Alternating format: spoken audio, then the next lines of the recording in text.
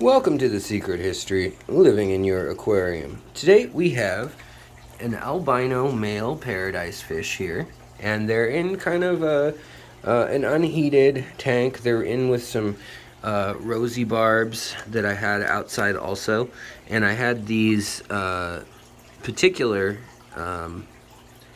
rosy barbs and these particular lovely paradise fish. I had them in tubs outside, and so now they're all inside and acclimating to the indoor weather. Same with these guys here, the neons. Now I know it's a little scuffed up in here, but they like a dark tank, and so I actually have let algae grow on this tank. Plus there were a ton of shrimps in this tank. There are less and less of them now because of the fish that are in here. There's also some pandagars in here too. So we're gonna put this female back in. Now, I had a female in here, and she got sick as soon as I brought her back into the house, basically.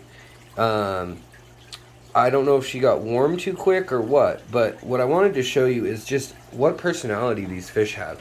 So that's the male with the long flared tail, and they're albino. He's got the kind of orangey tail. It's a little hard to see. Let's see if we can... There you go. Now you can see the orange a little better. But he's super interested right away. He will go to building a bubble nest almost immediately. Now these two have never met, but he's been without a female for a little while. And I just like to record this because, one, I think it's endearing. But two, for people who say fish don't have feelings or don't have, instincts or what, well, probably most people wouldn't say that. But some people say they don't have feelings, they don't have memories, stuff like that. And you can see here, he's flared. He's trying to look big and handsome for her. And these kind of fish, they're like gouramis. Sometimes they'll fight when they finally get to know one another. So I like to introduce them like this. And then what I'll do is I'll turn the light off and use the ambient light of a day it's dark outside. I'll turn this light off too. But I'll let them get introduced that way. The other tank that I just set up yesterday, or just rearranged the inhabitants of rather, is we've got powder blue dwarf gouramis. And same deal, I let this tank kind of get grungy, honestly. I have air going in this one and heat, but it's the heat's about 78 and the air is coming, very slow, like basically hardly working, hardly aerating anything, hardly pulling water.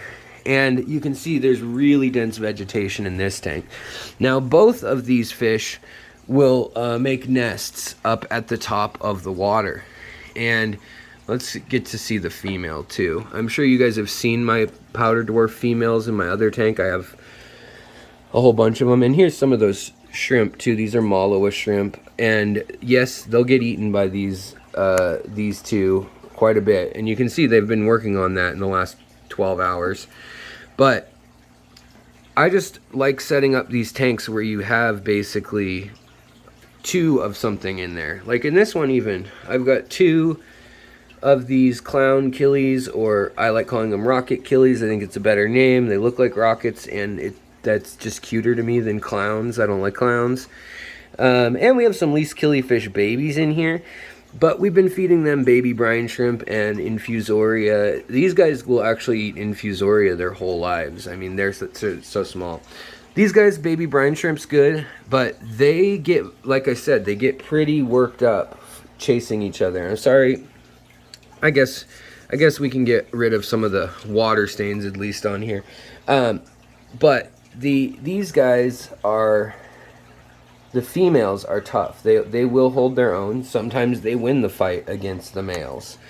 But they play this kind of cat and mouse game, and they need really still water up at top. And the male will also get very, very red from certain angles.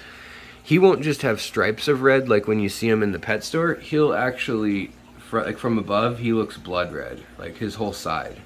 So it's kind of interesting. And then up here again, we'll see again, these guys are getting to know one another. They're kind of communicating through the bag.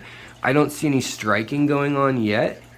That would have been a big moment for a strike.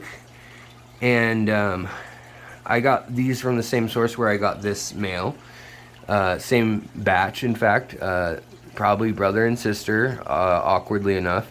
But the thing that we weren't sure about, a lot of people were saying, hey, Alex, the reason those fish let you handle them, because this guy here will let me hold him, and if my hand's wet, he'll sit there. He'll just sit there peacefully. And same with the female. Right, oh, there was some aggression. So, they used to be called kissing fish, and this was the first fish bred in captivity that's a tropical fish that was bred outside of the tropics. And it was 1869. These were bred in France and Portugal. Arguably Portugal first, probably in that summer, and then France. But they were brought back earlier in 1868 or 1858, and then 1868 another round of them came 9 years later. And the second round came with bettas. And they're all kind of fish that can take pretty cold water or pretty warm water. They live in a big range. So they're a real sturdy fish. And they can live without air or without filtration as long as there's no ammonia in the water. So a planted pond or tank works just fine. But see, as much as he was striking the bag, he's also turning to his side and exposing his gills. That's a real sign that he's also like letting her fight back, letting her nip back, and wants to see what she's gonna do. If he were on the attack, like he were wanting her to go away, he would attack, hide, attack, come back, hide. And so I watch their body language for a while and see if he does the kissing, which they used to be called the kissing fish, because two males will kiss each other and push one another back and forth with their lips locked, whereas the females, they do the same. I mean, they lock lips with the males sometimes, and just kind of, I think what they're doing is they're testing how strong is this male. Is he fit enough? Is he manly enough to reproduce with, basically? But the fact that she's not scared of his advances, and she's following him now when he goes down to the other side, and then she's coming up here and he's coming up here, those are all really good signs. You never know. Fish can still sometimes tear each other apart when they start smelling the endorphins and all that stuff. But these are all really good signs. They're signs that I would keep going. Now, I do like to have these guys in here as a dither, just because if it gets real heated and I'm not in the room, usually they'll distract these fish. They'll get in the way. They'll, between, one fish will get beat up too bad and will go hide. And the other one will chase generally, and they'll get lost. So it's important to have this tangle up near the top of the water. That's where these fish tend to like to be while they're awake. And then they'll sleep down in a tangle, or lower if there's not a tangle to sleep in. But you can see this kind of fight. It's like play fighting, stage fighting kind of for them. And now she's up almost out of the water, which is interesting. She's getting excited. She doesn't know what to do with herself. She's going back and forth, back to him, back to the edge. So this is all good stuff. We'll let them keep doing this for a while. But the fact that she'll actually try to get up out of the water, just searching for a way to get to him, thinking, is there an edge here? That's all really good signs. If I were to put them in tanks next to each other, I've done this in these exact two tanks, one will jump over inevitably within an hour usually. So they're smart enough to figure that out, and they're smart enough that they can be out of the water and look around. They'll come up out of the water to get food. If there's flies or something on the banks, or a bug or ants of a bank of a river or on a log, they'll definitely come up and eat them. But they're just a really interesting fish, and like I said, they're super personable, super sociable. This guy, I think he's too interested in her right now to want to be picked up. But when they were in the tubs outside, you can go back and watch my other video. I'm not gonna at all force him. Usually they'll come right to my hand. So he's excited that he's finally got a lady after a week of no lady around. But he should build a foamy little nest up at the top, and then she'll lay her eggs in that, and then he'll fertilize it. and the eggs will float at the top and they'll guard that, or he will guard the nest usually, and she'll kind of float off and fatten up and get more protein so she can make more eggs, whereas he will forego food. And sometimes even what he'll do is establish a perimeter in a tank in the corner and then make sure that way, I mean, it kind of keeps the brine shrimp and all the other little teeny critters that are alive in the water there for his babies. So he won't eat, like naturally, that's so that he reserves food for them. He won't eat for a week or two, and then after that he'll need to gorge and eat lots of food, and he'll kind of be aggressive again.